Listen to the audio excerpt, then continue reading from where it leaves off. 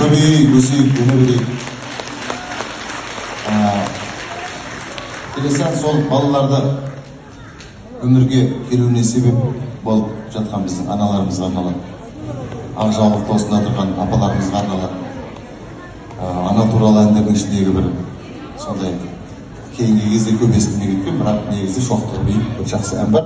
Кеңесті сүй. Әні балаларды орнынан тұрғыза алмай жатырмын, апалар келіп қана сыймай жатыр. Солай ғой енді. Тойдағыдай ғой бәрі. Аслана Шөмішбай-Сариев, кеңесті сүй. Түсіріватың ба? Немесе?